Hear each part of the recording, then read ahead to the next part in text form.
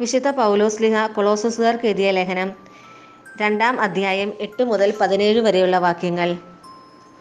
ക്രിസ്തുവിന് യോജിക്കാത്തതും പ്രപഞ്ചത്തിന്റെ മൂലഭൂതങ്ങൾക്കും മാനുഷിക പാരമ്പര്യത്തിനും മാത്രം ചേർന്നതുമായ വ്യർത്ഥ പ്രലോഭനത്തിനും തത്വചിന്തയ്ക്കും ആരും നിങ്ങളെ ഇരയാക്കാതിരിക്കാൻ ശ്രദ്ധിക്കണം.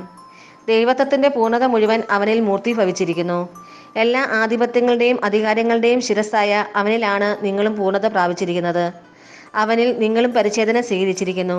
കൈകളാൽ നിർവഹിക്കപ്പെടുന്ന പരിച്ഛേദനമല്ല, ശരീരത്തിന്റെ അധമവാസനകളെ നിർമ്മാർജ്ജനം ചെയ്യുന്ന ക്രിസ്തുവിന്റെ പരിച്ഛേദനം. ജ്ഞാനസ്നാനം വഴി നിങ്ങൾ അവനോടൊപ്പം സംസ്കരിക്കപ്പെട്ടു.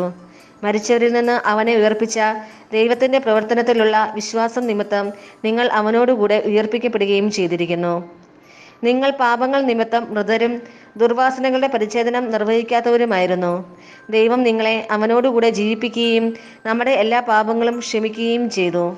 നമുക്ക് ദോഷകരമായി നിന്ന ലിഖിത നിയമങ്ങളെ അവൻ മായ്ച്ചു കളയുകയും അവയെ കുരിശിൽ തറച്ച് നിഷ്കാസനം ചെയ്യുകയും ചെയ്തു. ആധിപത്യങ്ങളെയും അധികാരങ്ങളെയും അവൻ നിരായുധമാക്കി. അവൻ കുരിശിൽ അവയുടെ മേൽ വിജയം ആഘോഷിച്ചുകൊണ്ട് അവയെ പരസ്യമായി അവഹേളന പാത്രങ്ങളാക്കി. ഭക്ഷണപാനീയങ്ങളുടെ കാര്യത്തിൽ ആരും നിങ്ങളെ കുറ്റപ്പെടുത്താതിരിക്കട്ടെ. അതുപോലെ തന്നെ ഉത്സവങ്ങളുടെയും അമാവാസിയുടെയും സാപത്തിൻ്റെയും ആചരണത്തിലും ഇവയെല്ലാം വരാനിരിക്കുന്നവൻ്റെ വെറും പ്രതിച്ഛായകൾ മാത്രം. യാഥാർത്ഥ്യമാകട്ടെ ക്രിസ്തുവും. നമ്മുടെ കർത്താവായ മിശിഹായ്ക്ക് സ്തുതി. വിശുദ്ധ മർക്കോസ് അറിയിച്ച സുവിശേഷം 3-ാം അധ്യായം 1 മുതൽ 12 വരെയുള്ള വാക്യങ്ങൾ. യേശു വീണ്ടും സിനഗോഗിൽ പ്രവേശിച്ചു. കൈ ശോഷിച്ച ഒരാൾ അവിടെ ഉണ്ടായിരുന്നു. യേശുവിൽ കുറ്റം ആരോപിക്കുന്നതിനു വേണ്ടി സാപത്തിൽ അവൻ രോഗശാന്തി നൽകുമോ എന്നറിയാൻ അവർ ഉറ്റുനോക്കിക്കൊണ്ടിരുന്നു. കൈ ശോഷിച്ചവനോട് അവൻ പറഞ്ഞു, എഴുന്നേറ്റ് നടുവിലേക്ക് വരൂ.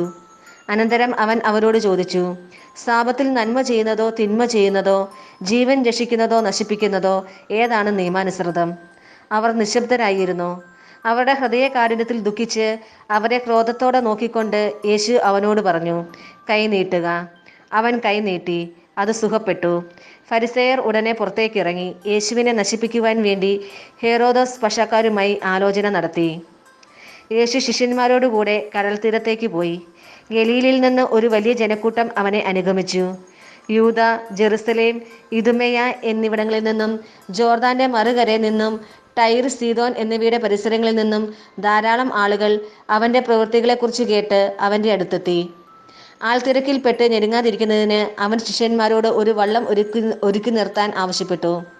എന്തെന്നാൽ അവൻ പലർക്കും രോഗശാന്തി നൽകിയത് മൂലം രോഗമുണ്ടായിരുന്നവരെല്ലാം അവനെ സ്പർശിക്കാൻ തിക്കിത്തിരക്കിക്കൊണ്ടിരുന്നു. അശുദ്ധാത്മാക്കൾ അവനെ കണ്ടപ്പോൾ അവന്റെ മുമ്പിൽ വീണ്, നീ ദൈവപുത്രനാണ് എന്ന് വിളിച്ചു പറഞ്ഞു. തന്നെ വെളിപ്പെടുത്തരുതെന്ന് അവൻ അവയ്ക്ക് കർശനമായ താക്കീത് നൽകി. നമ്മുടെ കർത്താവായ മിശിഹായ്ക്ക് സ്തുതി.